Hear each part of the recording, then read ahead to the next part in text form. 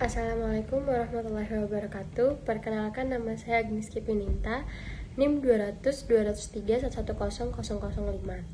Pada kesempatan kali ini saya akan membahas terkait tata cara pengajuan gugatan perdata. Yang pertama itu diawali dengan pendaftaran gugatan, di mana pada tahap pertama yang harus dilakukan oleh calon penggugat adalah mengajukan gugatan perdata dengan melakukan pendaftaran gugatan ke pengadilan. Menurut pasal 118 ayat 1 HR, pendaftaran gugatan itu diajukan ke pengadilan negeri berdasarkan kompetensi relatifnya, di mana kompetensi relatif ini dimaksud untuk menentukan pengadilan negeri pada daerah mana yang berwenang menangani perkara perdata yang ingin diajukan. Cara menentukan kompetensi relatif tersebut yaitu berdasarkan tempat tinggal tergugat. Lalu gugatan itu hendaknya diajukan secara tertulis, ditandatangani oleh penggugat atau kuasanya dan ditujukan kepada ketua pengadilan negeri. Pendaftaran gugatan ini dilakukan di kantor kepaniteraan pengadilan negeri setempat. Lalu cara yang kedua yaitu membayar panjar biaya perkara, di mana setelah pendaftar gugatan diterima oleh kantor kepaniteraan pengadilan negeri setempat, selanjutnya penggugat wajib membayar biaya perkara. Biaya perkara dibayarkan pada tahap ini disebut panjar biaya perkara, yang merupakan biaya sementara yang finalnya akan diperhitungkan setelah diputuskannya putusan pengadilan. Secara umum, setelah dikeluarkan putusan pengadilan, pihak yang kalah adalah pihak yang akan menanggung biaya perkara. Biaya perkara yang dimaksud termasuk biaya-biaya yang perlu dikeluarkan pengadilan di dalam proses pemeriksaan perkara tersebut, antara lain biaya kepaniteraan, materai, pemanggilan saksi, pemeriksaan setempat.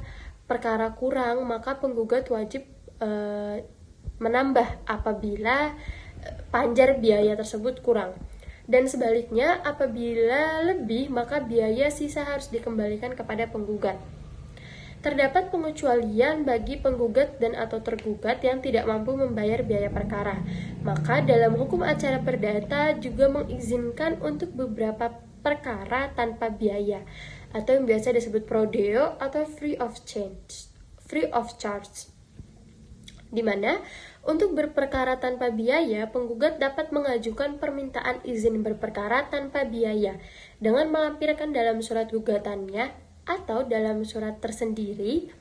Selain penggugat, tergugat juga dapat mengajukannya sendiri, di mana permintaan ini juga disertai dengan surat keterangan tidak mampu dari camat atau kepala desa tempat tinggal pihak yang mengajukan. Lalu yang ketiga ada registrasi perkara, di mana registrasi perkara ini merupakan pencatatan gugatan ke dalam buku register perkara.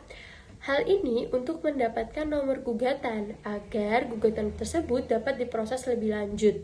Setelah itu dilakukanlah pembayaran panjar biaya perkara. Yang keempat, pelimpahan berkah perkara kepada ketua pengadilan negeri. Setelah mendapatkan nomor perkara berdasarkan nomor urut dalam buku register perkara, maka perkara tersebut akan dilimpahkan kepada ketua pengadilan negeri. Pelimpahan tersebut harus dilakukan secepat mungkin agar tidak melanggar prinsip-prinsip penyelesaian perkara secara sederhana, cepat, dan biaya ringan, di mana pelimpahan berkas perkara ini paling lambat 7 hari dari tanggal melakukan registrasi perkara. Lalu yang kelima, penetapan majelis hakim oleh ketua pengadilan negeri. Nah, setelah memeriksa berkas yang dilimpahkan ke ketua pengadilan negeri, maka ketua pengadilan negeri akan menetapkan majelis hakim yang akan memeriksa dan memutus perkara, di mana biasanya proses ini paling lambat 7 hari setelah berkas perkara tersebut diterima. Majelis hakim itu sendiri biasanya terdiri dari sekurang-kurangnya 3 orang hakim dengan komposisi 1 orang ketua majelis hakim dan 2 orang hakim anggota. Lalu, tata cara yang terakhir yaitu adalah penetapan hari sidang, di mana setelah majelis hakim yang akan memeriksa dan mengadili perkara tersebut telah terpilih, maka majelis hakim kemudian menetapkan hari sidang. Penetapan itu dituangkan di dalam surat penetapan selambat-lambatnya 7 hari setelah majelis hakim menerima berkas perkara. Kemudian, majelis hakim akan memanggil para pihak, baik penggugat atau tergugat, untuk hadir pada hari sidang yang telah ditentukan. Kemudian, proses persidangan akan dimulai sesuai dengan hukum acara yang berlaku. Hukum acara perdata yang berlaku, mohon maaf.